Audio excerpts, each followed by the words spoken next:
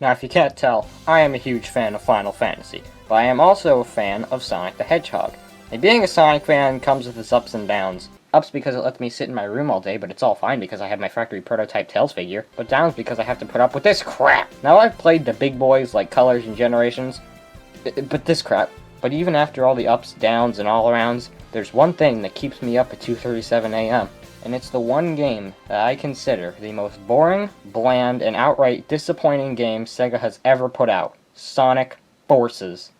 Okay, let's start with the plot. So Sonic is going through Green Hill for, get this, the billionth time. When Tails calls him to some jank city, Sonic runs into Eggman, who summons Metal, Shadow, Chaos, and Zavik for some reason, like who the hell wanted Zavik back. Sonic gets his ass handed to him by the Four and the new bad guy, Infinite. 6 months later, we're shown that Eggman is taking over 99% of the world, and Sonic's friends have formed a resistance with what little they have left and think Sonic's dead. This is when our custom avatar joins the resistance and is immediately sent to infiltrate Eggman's most powerful space station ever built after being on the team for like an hour.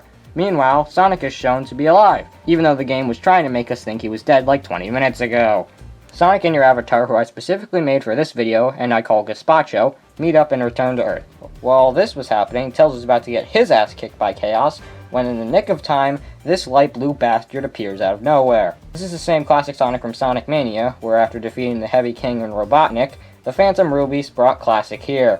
And he isn't from the past anymore, but another dimension. What's their deal with time and dimensions? Tails and Classic Sonic make it back to the hideout, and with their combined forces, the Resistance defeat Eggman, Infinite is gone, and Classic Sonic goes back to his much better game. The team then promised to rebuild the world, and the custom avatar rides off into the sunset for an excuse to never be seen again.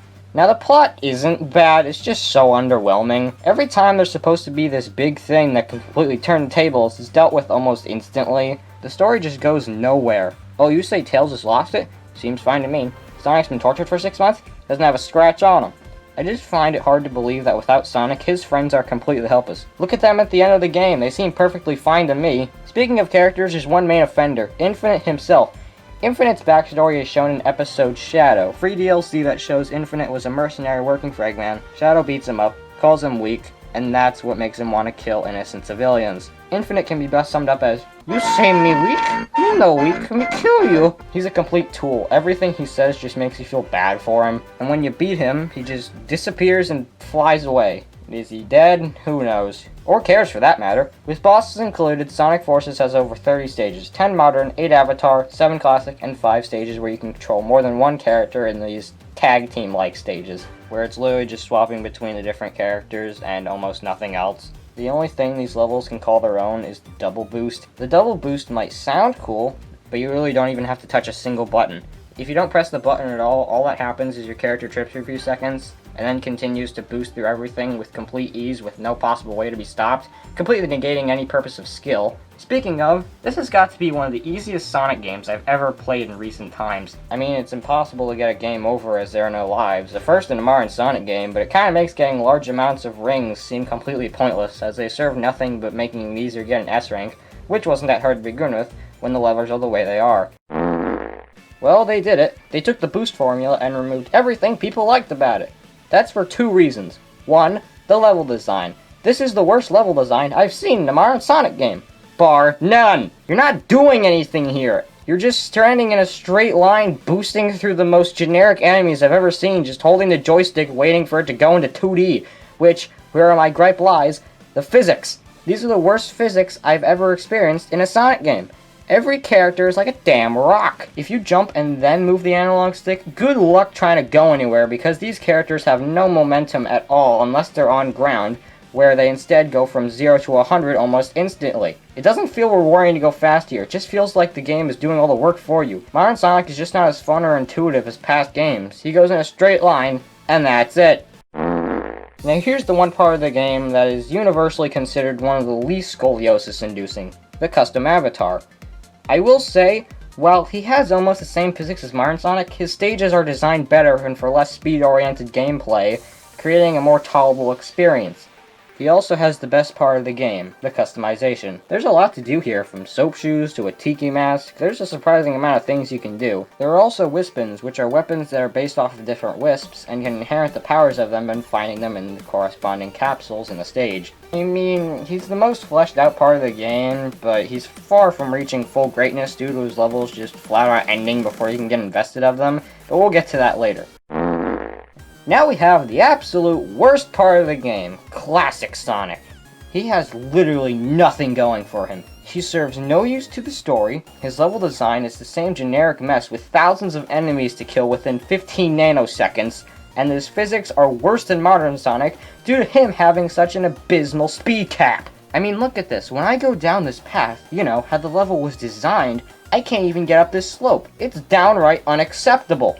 He is a complete shoo-in. There's no reason for him to be here. If you're a fan of Classic Sonic, would you buy Sonic Mania for $20? A game made with love by fans for fans and specifically is classic gameplay?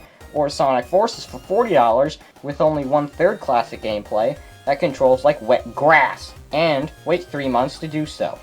Alright, what else we got here? The music is outright awful. They try to give the classic feel, but they fall right on their face. Modern Sonic's music is fine. And the Avatar's music is okay. There are only 3 songs that stand out here, them being the main theme Fist Bump, Modern Sonic's Sunset Heights, and the Avatar's Aqua Road. God, even when a Sonic game is atrocious, the soundtrack is pretty banging. And you know what's not banging? The game's length. Sonic Forces clocks in at just 3 hours to complete the main story, and after there, it's barely anything to keep you invested. Sonic Team clearly heard people, like Some Call Me Johnny, saying stuff like, "People don't give a shit about length if the game is good from beginning to end." But as you can guess, the game is not great from the beginning to end, so you're left with just this boring, short, underwhelming mess. Sonic Forces was a disappointment. After Mania, fans were excited to see what Sonic Forces would be like, but then their dreams were shattered and they got this crap. The game launched at $40, but at this point you can find it most retailers for $20 or less. I guess you could do worse, but I'd highly recommend Sonic Mania for the same price. You get a crap more replayability, fun levels, more characters, and a game that was made because people had an idea.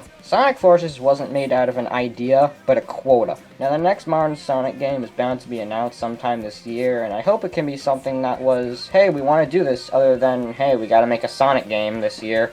Will it be Sonic Mania 2, with Amy as a playable character, or will it be something new altogether? Well, we'll just have to wait to find out.